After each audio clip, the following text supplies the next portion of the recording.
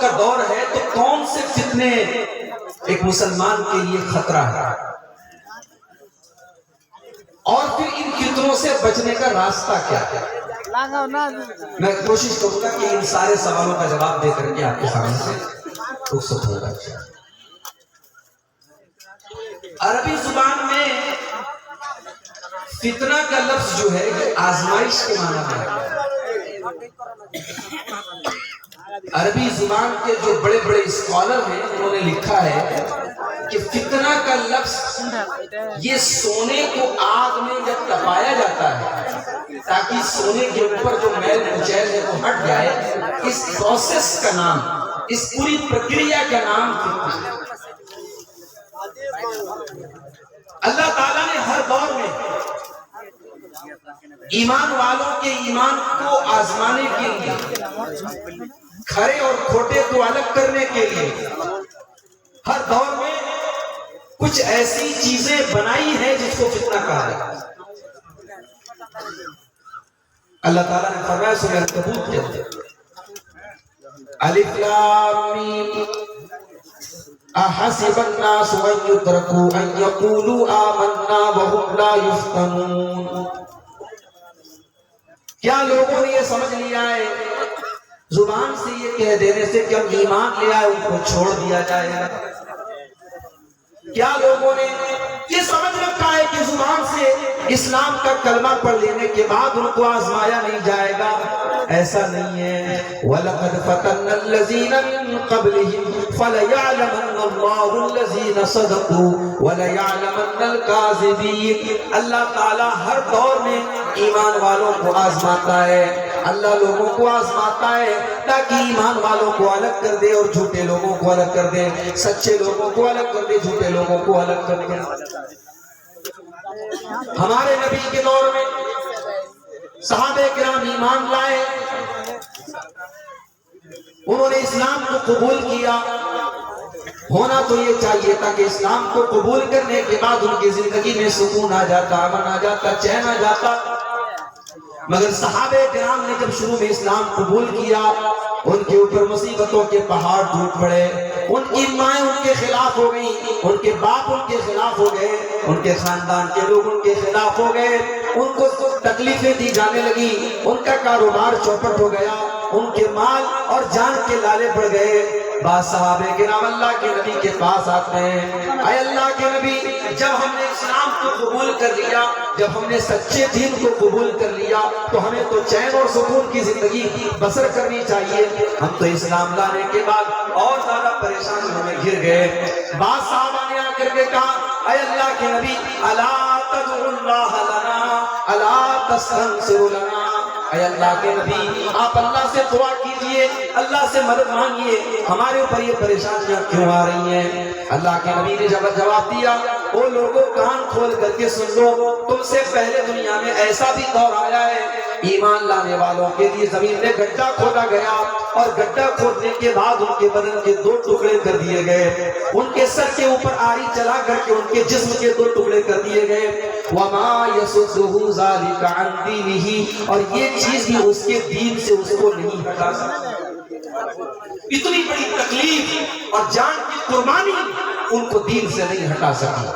اور اے میرے صحابہ، تم سے پہلے ایسا زمانہ بھی آیا، ایسے بھی ایمان والے گزرے، يُنشَطُ بِأَمْشَاطِ الْحَدِيدِ، ان کے بدن پر لوہے کی کنگیاں چلائی گئی، ان کی ہڈیوں سے گوشت کو ادھیڑ دیا گیا، ان کی باڈی سے گوشت اور ہڈی کو الگ کر دیا گیا۔ وَمَا يَسُدُّهُ ذَلِكَ عَنْ دِينِهِ، یہ چیز ان کو دین سے نہیں روک سکتی۔ جب صحابہ کرام کے اوپر فتنے آئے، ان کے اوپر جب آزمائشیں آئی تو ہماری اور آپ کی کیا اوقات ہے؟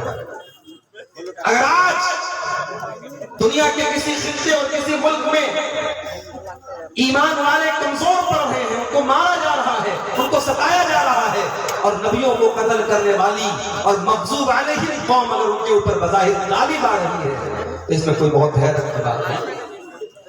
اللہ تبارک و تعالی ہر دور میں اپنے ایمان والے بندوں کو آزماتا ہے، اور یہ دور تو فتنوں کا دور ہے، اور اللہ کے نبی کو آبھاس تھا، احساس تھا کہ میری امت میں لوگوں پر فتنے آئے.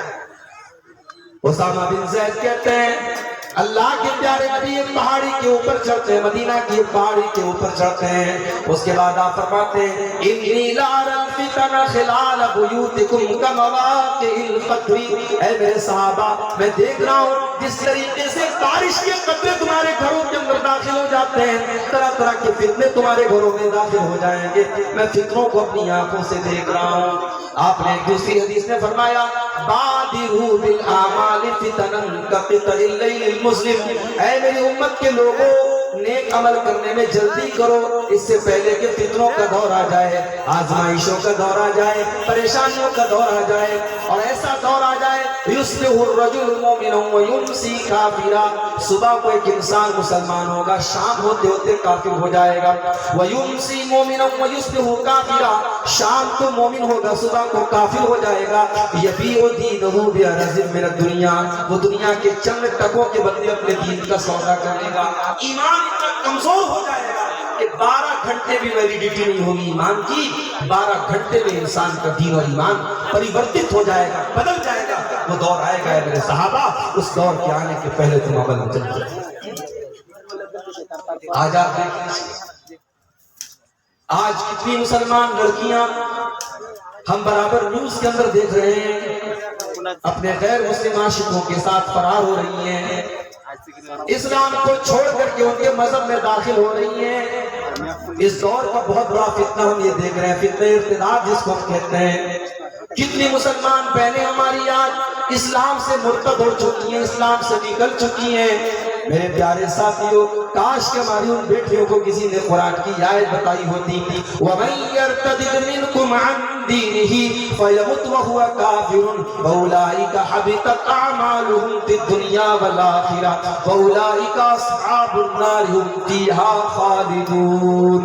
جو انسان ایمان لانے کے بعد اگر مرتد ہو جاتا ہے, اسلام کی چھایا میں آنے کے بعد اسلام سے نکل جاتا ہے, اور اسی حالت میں اس کو موت آ جاتی ہے, اس کی دنیا بھی برباد اور آخرت بھی برباد, اور وہ جہنم میں ہمیشہ رہنے والوں میں سے ہوگا.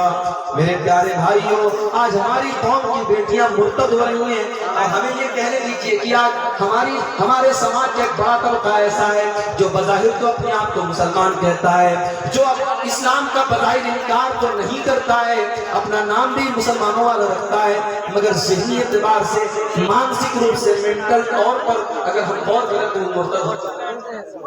ایک بڑا طبقہ ہے. کتنی نوجوانوں کی تعداد ایسی ہے, آپ ان کے سامنے سے نماز کا نام لے لیں, وہ کہیں گے ارے مولوی صاحب آپ لوگوں کو تو بس نماز روزہ کرنا آتا ہے.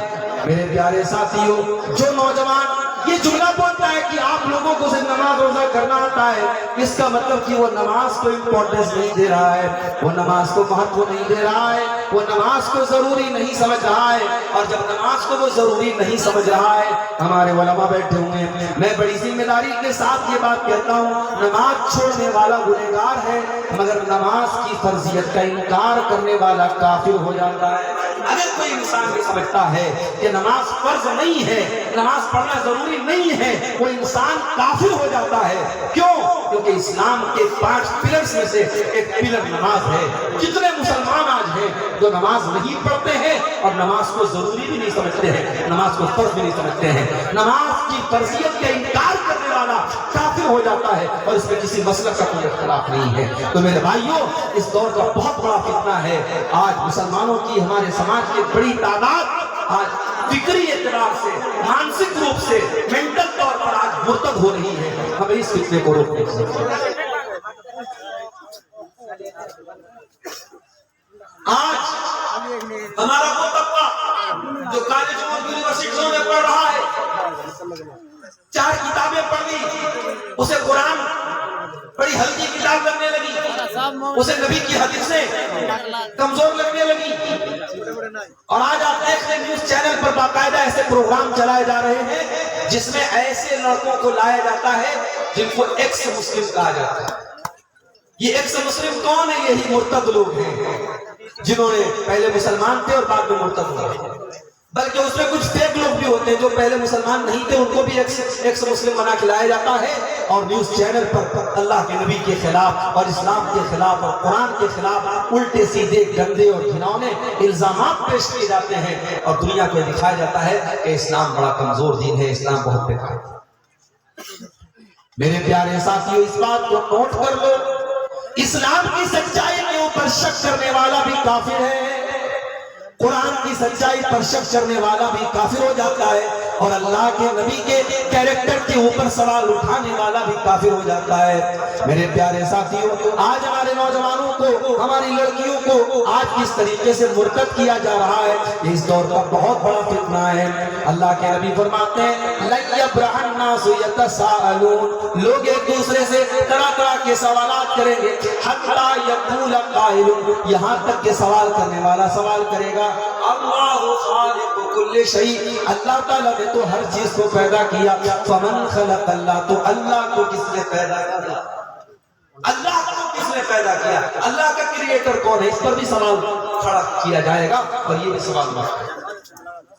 تو اس دور پر بہت بڑا فتنہ ہے، اور آگے بڑھیے، اس دور کا بہت بڑا فتنہ میرے پیارے ساتھیوں آج سوشل میڈیا اور موبائل ہو چکا ہے۔ ایک دور تھا سماج میں اگر کوئی لڑکا لڑکی زناکاری کے جرم میں پکڑا جاتا تھا، پورا سماج اس کو گندا مانتا تھا، پتہ لگ جاتا تھا فلاں لڑکے کے فلاں لڑکی کے ساتھ ناجائز تعلقات ہیں، سارا سماج ان دونوں کو تھوکا کرتا تھا۔ آج سوشل میڈیا ایک پلیٹ فارم کی صورت بن چکا ہے، آج زناکاری اور بدکاری کے لیے ایک اڈا بن چکا ہے، لڑکا لڑکی سے چیٹنگ کر رہا ہے، فیس بک کے اوپر چیٹنگ کر رہا ہے، واٹس ایپ کے اوپر چیٹنگ کر رہا ہے، کیا باتیں ہو رہی ہیں، کیا کہا جا رہا ہے، یا تو وہ لڑکا جانتا ہے یا وہ لڑکی جانتی ہے، اللہ جانتا ہے۔ میرے پیارے ساتھیوں، آج سوشل میڈیا کا استعمال زناکاری اور بدکاری کے لیے بھی ہو رہا ہے۔ بڑے بڑے علماء آج فیس بک کے اوپر جو اچھی چیزیں چلاتے ہیں، اچھی چیزیں شیئر کرتے ہیں، وہ بھی جب فیس بک کھولتے ہیں تو فیس بک پر جو ریلز کے نام سے ایک چیز آتی ہے، وہ ریل آپ نے کھولی، اس میں گندی چیزیں بھی آ رہی ہیں، اس میں گانے بجانے بھی آ رہے ہیں، اس میں فالتو کامیڈی بھی آ رہی ہے، اور تمام چیزیں یہ متقی اور پرہیزگار لوگوں کے موبائل پر یہ چیزیں ہیں۔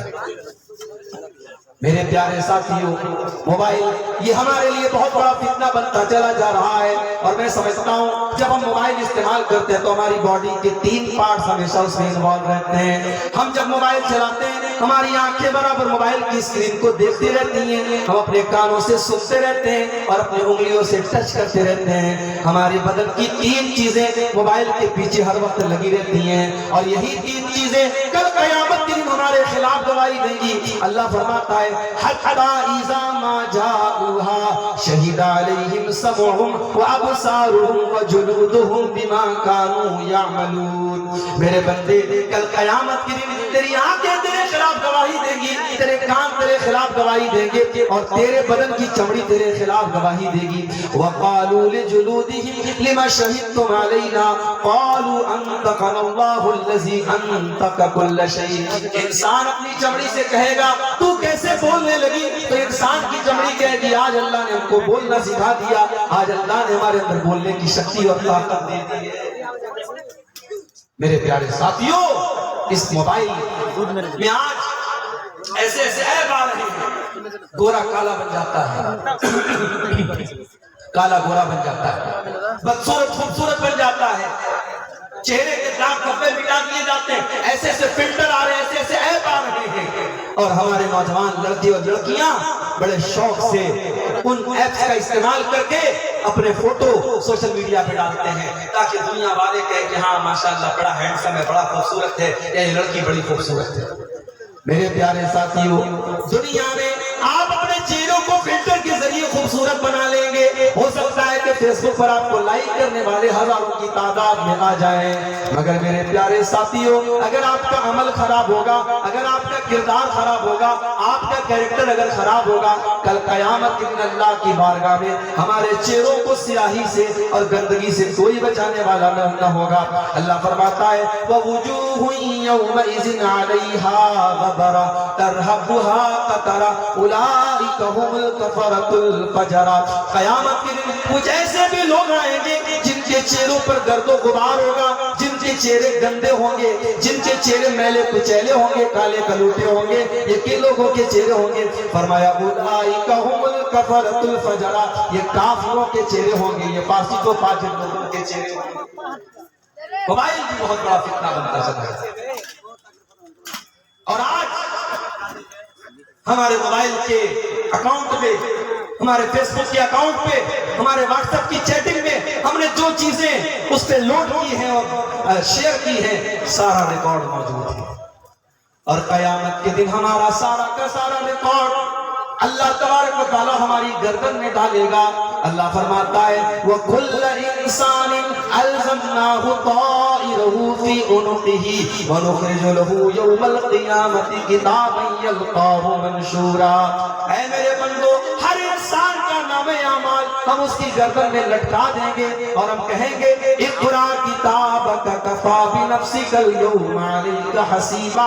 اے انسان، یہ دیکھ، یہ تیری کتاب ہے، یہ تیرا نام اعمال ہے، یہ تیری زندگی بھر کا گتا جتا ہے، تو خود دیکھ لے تیرا کیا معاملہ ہونا چاہیے، تیرا کیا حساب ہونا چاہیے۔ اس دور کا ایک بہت بڑا فتنہ عورت بھی ہے میرے پاس، اور جب میں عورت کو فتنہ کہتا ہوں تو میری مائیں بہنیں برا نہ مانے۔ عورت اگر اسلام کے اوپر چلے گی تو فتنہ نہیں ہے۔ مریم بھی عورت تھی، فاطمہ بھی عورت تھی، اور اسی طریقے سے حضرت سارہ اور ہاجرہ بھی عورت تھی، اور فرعون کی بیوی آسیہ بھی عورت تھی۔ عورت فتنہ کب بنتی ہے؟ جب وہ اسلام کی حدوں سے نکلتی ہے۔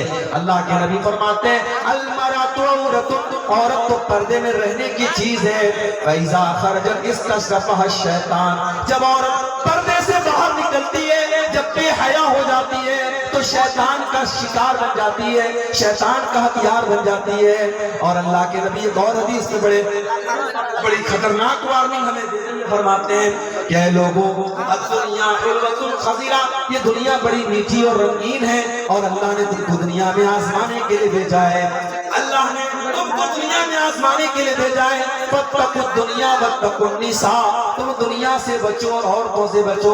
فإن أول فتنة بنی اسرائیل كانت في النساء، بنی اسرائیل کا پہلا فتنہ عورتوں کی وجہ سے ہوا تھا، اور فتنہ ہے، عورت عالم کے لیے بھی فتنہ ہے، عورت جاہل کے لیے بھی فتنہ ہے، عورت پانچ ٹائم کے نمازی کے لیے بھی فتنہ ہے، اور عورت ایک بدکار آدمی کے لیے بھی فتنہ ہے۔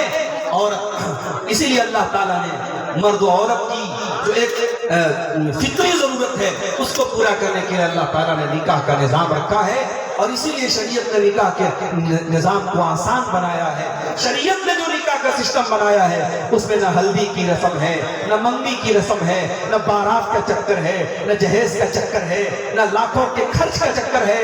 بڑے سمپل اور سادہ طریقے سے اسلام نے نکاح کرنے کی تعلیم دی ہے، اور اللہ کے نبی نے سب سے برکت والا نکاح اس کو قرار دیا ہے جس میں سب سے کم خرچ کیا جائے۔ ہم جب تک نکاح کو آسان نہیں کریں گے، بدکاری اور بے حیائی سماج سے نہیں رکے گی۔ یہ بہت بڑا فتنہ عورت کا فتنہ بھی آ جائے گا۔ ایک اور فتنہ ہمیں نظر آ رہا ہے، مال کا فتنہ۔ پیسہ کمانا ہے چاہے جیسے کمایا جائے۔ بار بار ہم تقریروں میں بولتے رہے چینل والوں سے کہ آپ کے چینلوں پر گندی تھمبنیل لگ رہی ہے، ہماری امیج خراب ہو رہی ہے، آپ ہٹا دیں۔ چینل والوں نے مجھ کو میسج کر کے کہا کہ ہم نہیں ہٹاتا، اب ہمارے چینل پر آپ کو ایسی کوئی چیز نہیں ملے گی۔ بعد میں معلوم ہوا نام بدل دیا گیا مگر کام نہیں بدلا گیا۔ کئی چینل والوں نے دوسرے نام سے چینل کھولا اور وہ گندے تھمبنیل ڈال کر کے زیادہ ویو حاصل کرنے کے لیے آدھی ویڈیو ڈالے جا رہے ہیں۔ میرے پیارے ساتھیوں، میں نے منع کیا کہ آپ تقریریں ڈالیں لیکن ڈیٹ نہ ڈالیں۔ باقاعدہ ویو پانے کے لیے یہ بھی ڈالا گیا کہ عبدالغفار صاحب نے 26 تاریخ کو یہ تقریر کی، 27 تاریخ کو یہ تقریر کی۔ ہم منع کرتے رہے، ہم نے مائک ہٹوا دیا تو باقاعدہ جو ہمارے مائک مین ہوتے ہیں، مائک مین کی مشین میں اپنا مائک لگا کر کے ریکارڈنگ کی گئی، دھوکے سے ریکارڈنگ کی گئی۔ میرے پیارے ساتھیوں، ہم آپ کو بہت اچھے طریقے سے بتا دینا چاہتے ہیں، آپ کی ریکارڈنگ ہمارے لیے بہت بڑا خطرہ بنتی چلی جا رہی ہے، اور ہم اتنا بڑا رسک آپ کے لیے مول نہیں لے سکتے۔ آپ سوچ لیں، پیسہ کماؤ میرے بھائی، لیکن مال کمانے کے لیے آج ہمارے کتنے نوجوان بھائی ہیں، آج ورلڈ کپ کا میچ چل رہا ہے، آن لائن وہ جوا اور سٹا کھیل رہے ہیں، ایک ایک اوور اور ایک ایک بال پر سٹا کھیلا جا رہا ہے. اللہ کے نبی فرماتے ہیں لِكُلِّ أُمَّةٍ فِتْنَةٌ وَفِتْنَةُ أُمَّتِي الْمَالُ. ہر امت کا ایک فتنہ ہوگا اور میری امت کے لیے فتنہ مال ہوگا. میرے پیارے ساتھیوں حلال طریقے سے ارب پتی بن جاؤ, کھرب پتی بن جاؤ. ہمیں تو مالداروں کی ضرورت ہے, ہماری قوم کو مالداروں کی ضرورت ہے.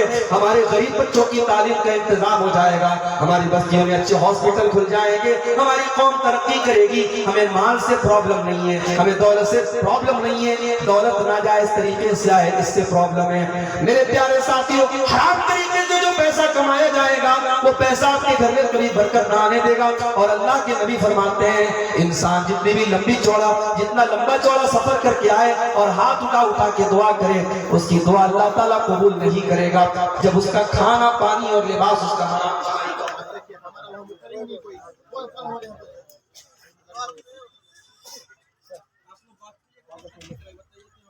بس میں اب بات اپنی ختم کر رہا ہوں. چلیے ایک آخری پوائنٹ پر بات کرتے ہیں کہ فتنوں سے بچنے کا راستہ. پہلی چیز یہ ہے میرے بھائی, اگر آپ کو فتنوں سے بچنا ہے علم حاصل کرو. یہ مدرسے بہت بڑی نعمت ہے. کبھی آپ کو لگتا ہوگا ہمارے سینانچل میں بہت سارے مدرسے ہیں, اللہ کی نعمت ہے میرے بھائی. مدرسوں کو چلاؤ. اور میں